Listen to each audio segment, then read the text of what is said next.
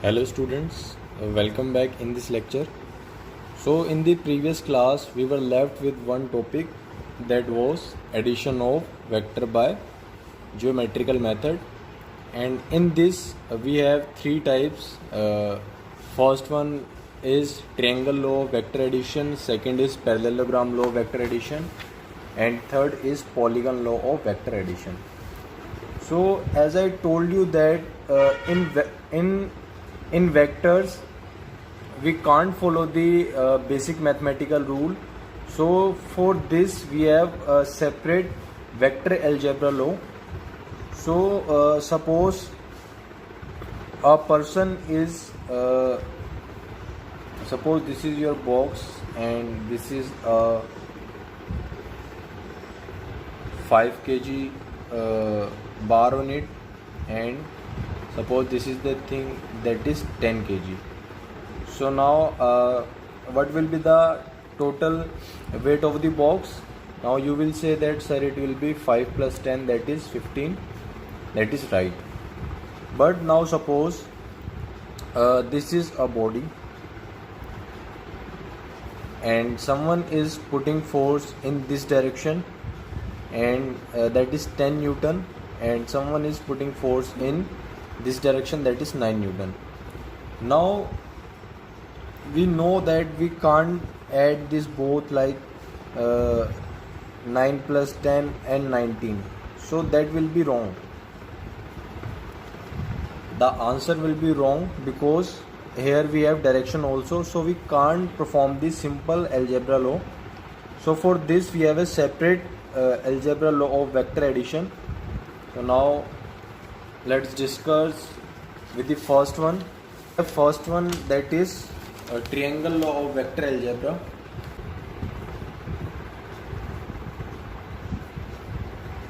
Triangle law of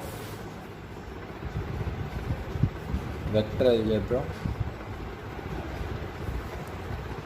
Now suppose we have two vector, one is A vector and another one is B vector. Now one important thing is that you can move this vector, but you can't change its direction and its magnitude.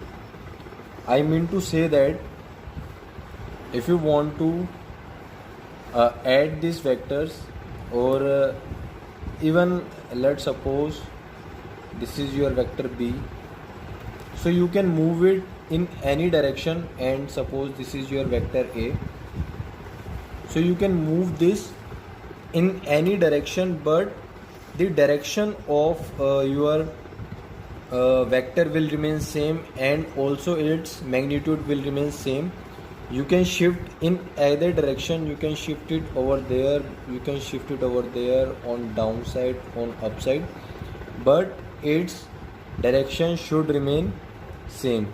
If you are shifting it there, so it will be like this, and even if you are shifting it there, so its direction will remain same and magnitude also, so it will be like this. So you can shift your vectors, but their magnitude and direction should be same. Now let's talk about the triangle law of vector algebra. Suppose you have these two vectors, so what I told you, you have to shift these vectors. So here is your vector A.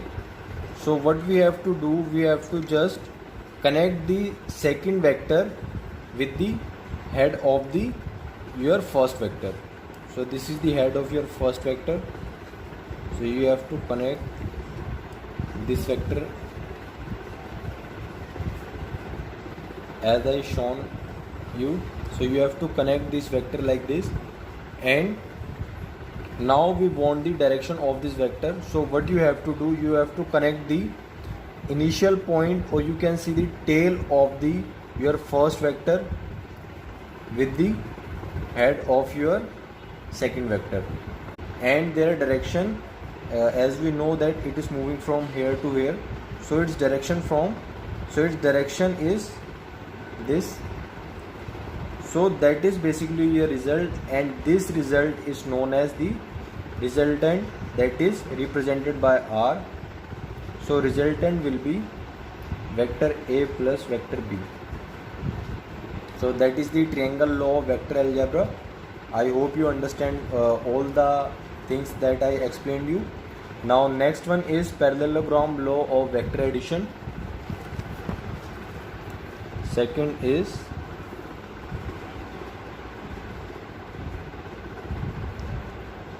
parallelogram law of vector addition. So it is basically the same as the triangle law of vector addition, just they extend their side. So let's us understand. Suppose these are your two vector, that is your vector A and that is your vector B. Now this is the adjacent side of parallelogram. I am extending it.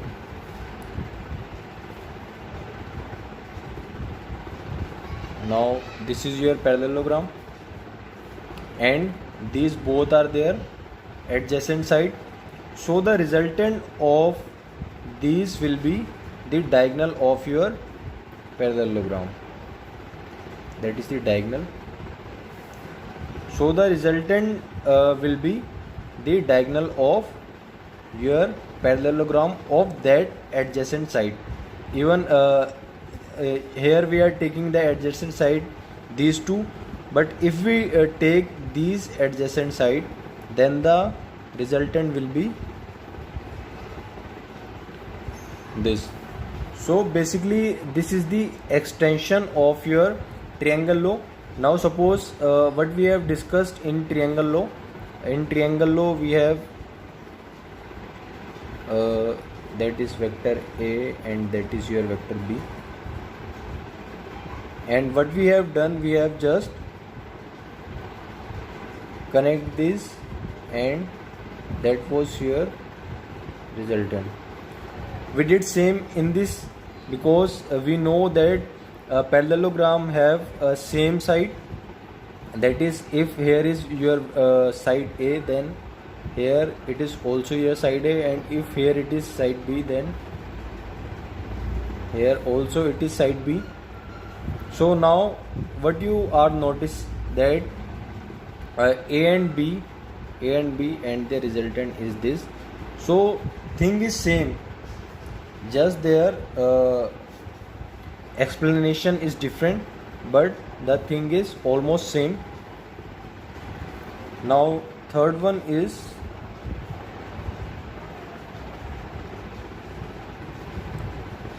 polygon law of vector algebra. So in polygon law, what is the concept of connecting the vectors? Suppose this is the first one, so that is your vector A, this is your vector B, this is your vector C. So what we have to do, we have to just connect the initial point or tail of the first vector to the head of your last vector. So that will your resultant, that is A plus B plus C. So that is the polygon law of vector algebra. Now let's take one more example. That is your vector A, B, C, D.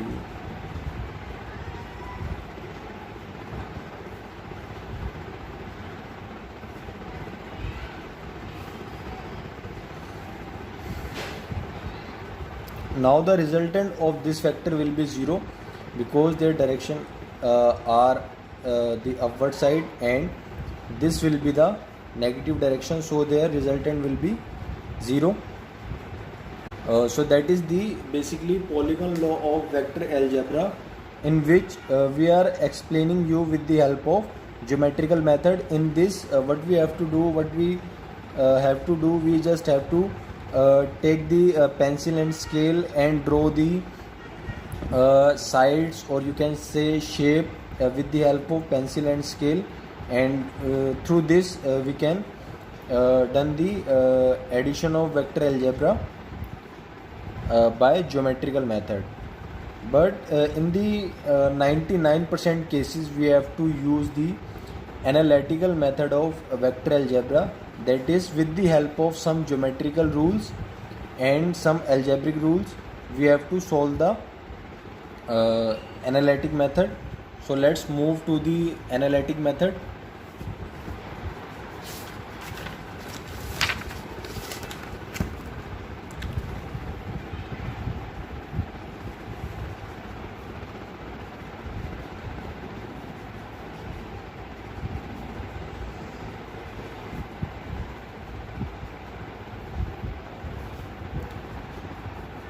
Now here first of all we are going to discuss about the triangle law of vector algebra.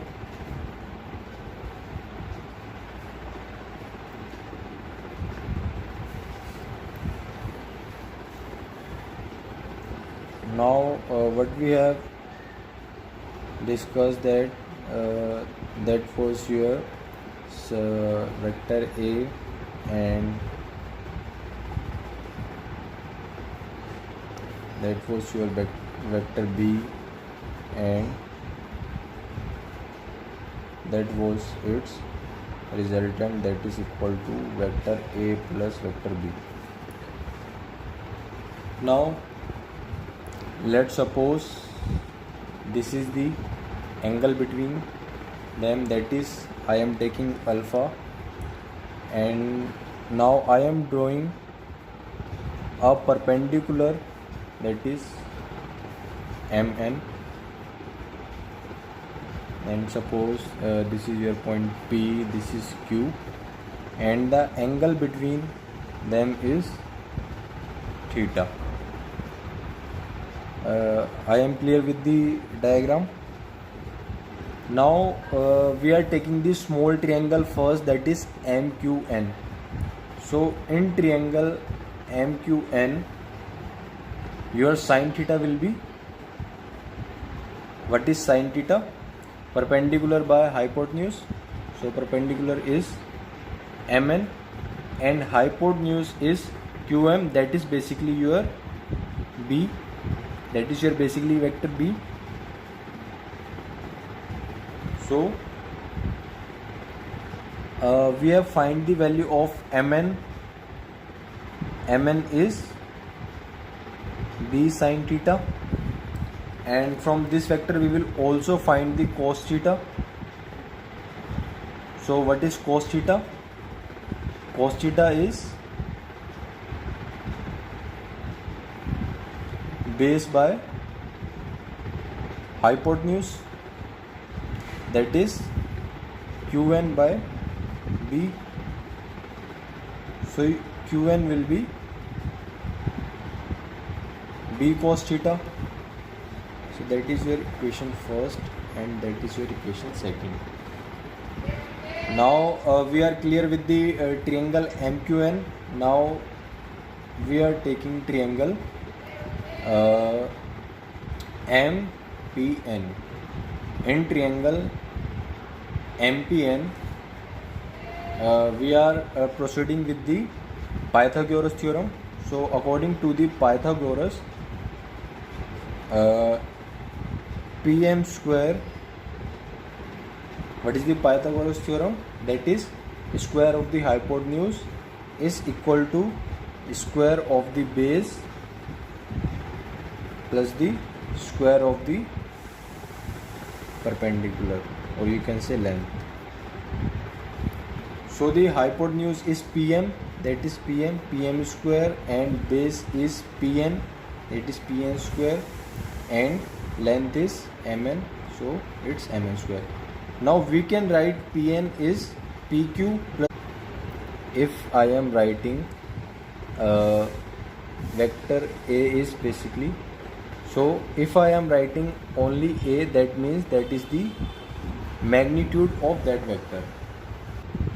Pm square is equal to Pn square plus Mn square, and we know that Pn is equal to Pq plus Qn. We can write Pq plus Qn. So Pm square is equal to Pn, that is Pq plus Qn square and Mn square.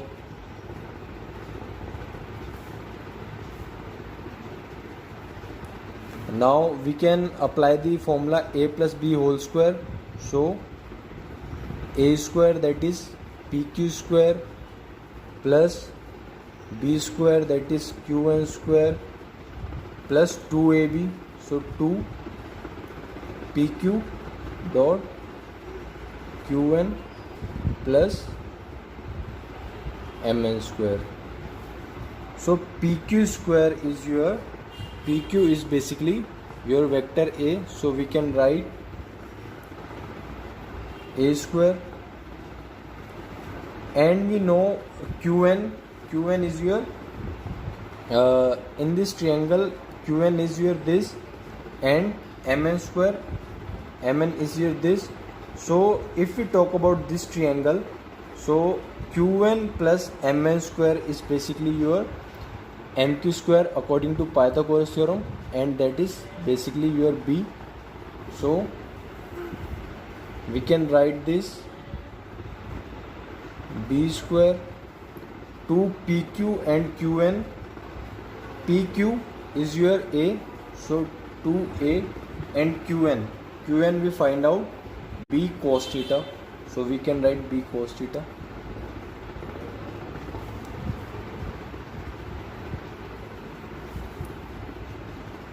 So what is the final equation?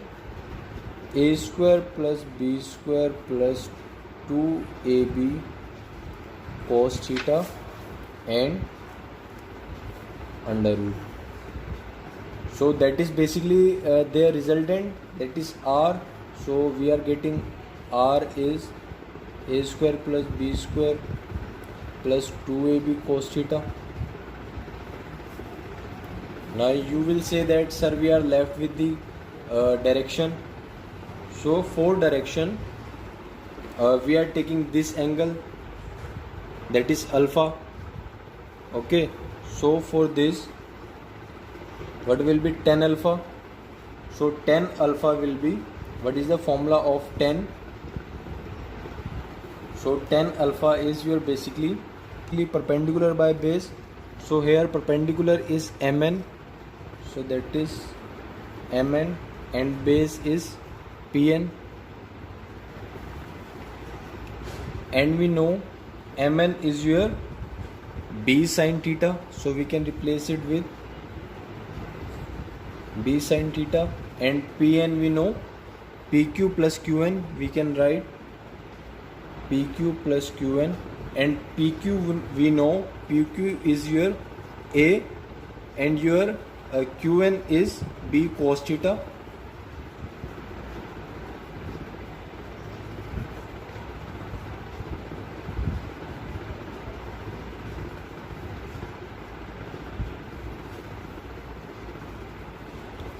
So your angle will be tan inverse b sin theta plus a plus b cos theta. So this is your angle, and this is your magnitude. So in the analytic method we solve it with some mathematical rules, and with the help of trigonometry we find out the resultant and angle of the your triangle. Now let's talk about its application, where we can use it. Real life application. Now suppose this is your bird.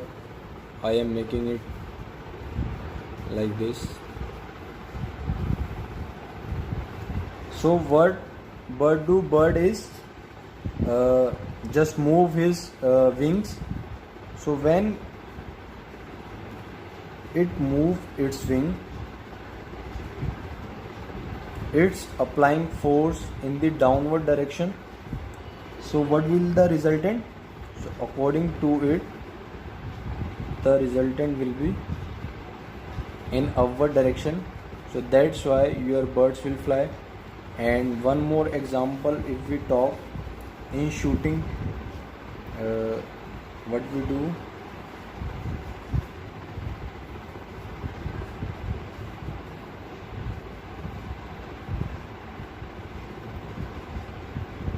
in shooting what we do, we just stretch this string, and after stretching string, what will happen, your arrow will be going this direction, because we are applying force over there.